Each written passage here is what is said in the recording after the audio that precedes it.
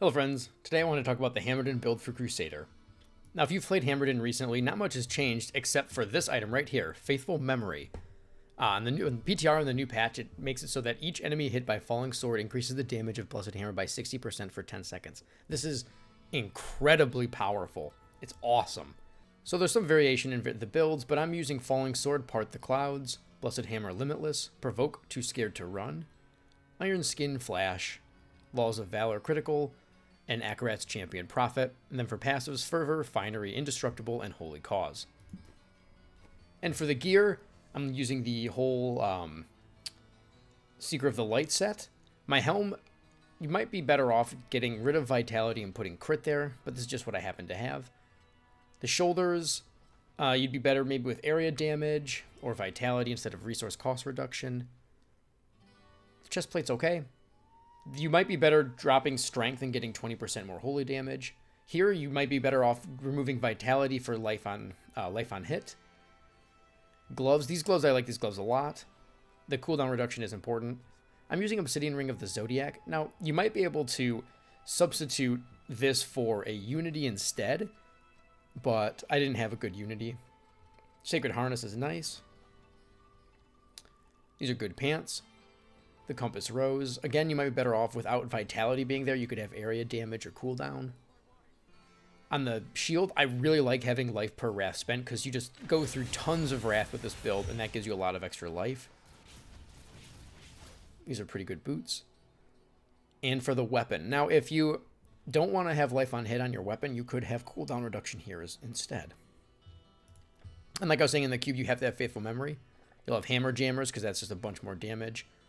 And then Unity because I was taking a bit too much damage.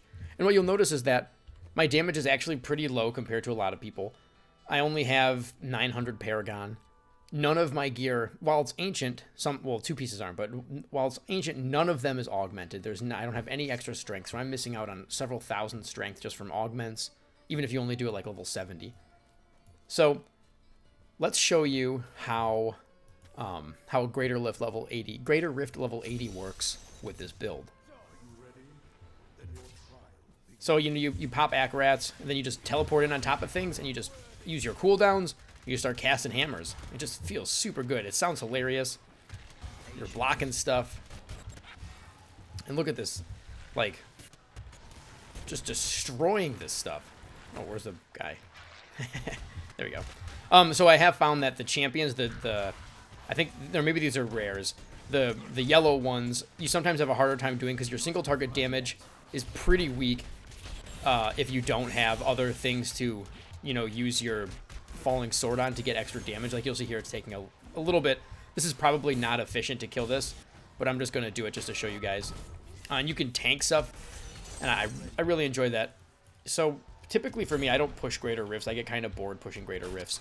So if I can't do the Rift while just tanking stuff for the most part, obviously dodging things here and there, I'm not saying that, but if I have to fish for rifts or try super hard to beat the rift, it's not really fun for me. I just kind of like killing stuff as I go. What's really cool about this build is that you can sit there and tank monsters in an 80 rift. That's awesome. I've never played a build like that before. Things you need to pay attention to is that Akarat's Champion needs to be up as much as possible, if not 100% of the time. I need a little bit more cooldown to have that be possible, even with the legendary gem, the Golgok of Swiftness, which by the way is the best gem for this. It's such a good gem for this because you're spending so much. Oh, see, my Akarat's Champion's not up. Luckily with Falling Sword, you can augment some of that time because you're able to become invincible while you're falling. While you're falling, and you probably don't need to be as ridiculous as I am when you're just standing in the middle of stuff. You can do some stutter stepping and walk around, that kind of thing.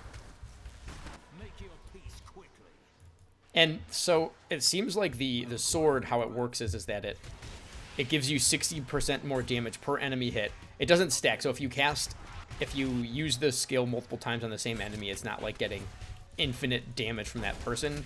I think it just resets the 10 from them.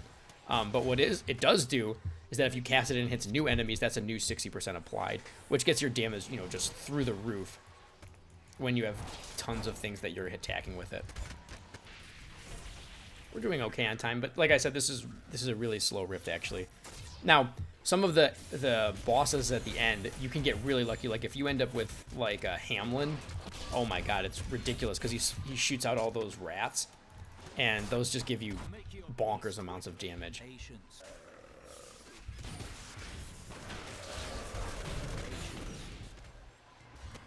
That felt good. Not ready yet.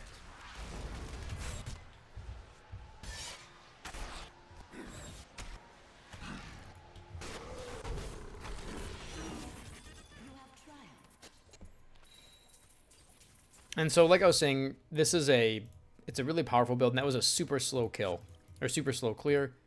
We only had a minute left. But again, none of the gear is augmented, and none of the...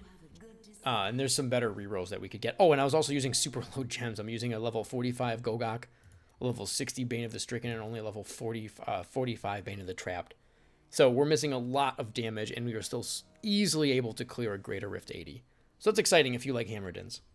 All right, so until next time, guys, talk to you later.